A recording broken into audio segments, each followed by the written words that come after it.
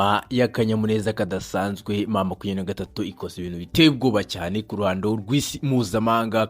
Isi yose kugeza ubu ngubu yumiwe, yabuze icyo yarenzaho. N'ubundi ni ikibumba, habaye intambwe ikomeye cyane ndetse itangaje ubwo M23 yagezaga ibikorwa remezo by'amazi ku baturage bari bamaze imyaka amagana batabona ibikorwa remezo, haba amazi asukuye ndetse n'ibindi bikorwa bibagezaho amazi ku buryo bworoshye kandi bwihuta. Ni ikibumba aho habaye intambwe ikomeye ndetse y'akanyamuneza kenshi ku baturage. Ubu amazi aragezwa neza ku baturage kandi anyuze mu miyoboro, bikaba byagezweho ku mbaraga za M23. N'ayo makuru tugiye kuza kwibandaho. Niba ari ubwa mbere wisanze kuri uyu murongo mu Rwanda, kanda kuri subscribe, ukande kuri like n'igitekerezo cyawe ku musozi wa video, uraza kukinyuza muri comment kamubwire ngo ikaze.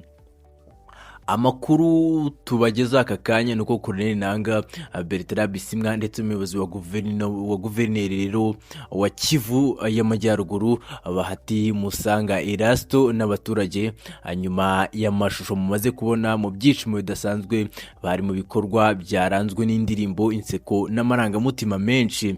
Ibi kandi ni intambwe ikomeye iganisha ku guteza imbere imibereho myiza y'abaturage kandi n'ikimenyetso cy'icyizere ubwo hagezwaga amazi ku baturage asukuye. Abaturage amagana b'ikibumba babonye ibyishimo bidasanzwe n'umunezero nyuma y'uko M23 ikoze igisa n'ibitangaza, ikabagezaho amazi nyuma y'igihe kirekire batayabona ndetse bajya kure kugira ngo bashake amazi yo gukoresha mu buzima bwabo bwa buri munsi. Inkuru yanjye nifashishije M23 nayo ivuga yuko amazi meza yajejwe ku baturage mu bice bya Kibumba na Buhumba muri sheferi ya Bukumu mu karere ka Nyiragongo.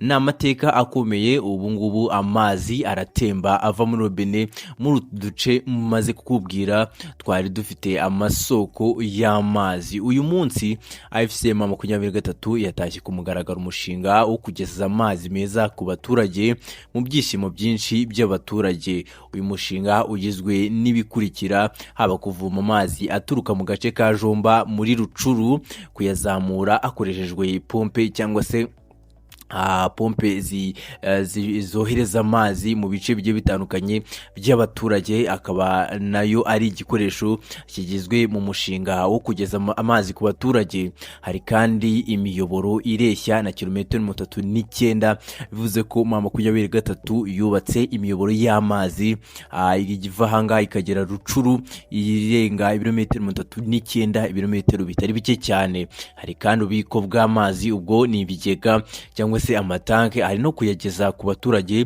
mu buryo bwizewe, harimo cyane cyane robine rusange cyangwa se amavomero rusange agera kuri 38 afasha abaturage barenga 70,000 bose bari basanzwe batabona amazi asukuye nk'uko bihagije. Ariko ubu ngubu nyuma y'uko M23 ikoze iki gikorwa bakaba bari kuyabona.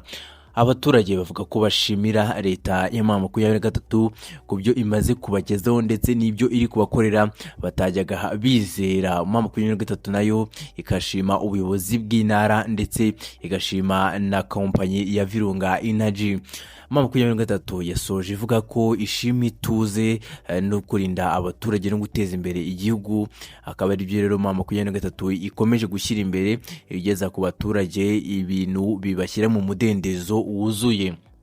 Reka nkubwire ngo nahanga mbaye nsoreza amakuru yanjye. Niba ari ubwa mbere n'ubundi wisanze kuri uyu murongo mu Rwanda, reba ngo wanditse subscribe niba wari utarakandaho, cyangwa se kuri ako kazogera ukande kuri like kugira ngo tubone ko video yacu wayibonye. Ariko nanone ku musozo wa video twakubwiye ko igitekerezo cyawe uraza kukinyuza muri comment, kakubwire ngo ciao ciao.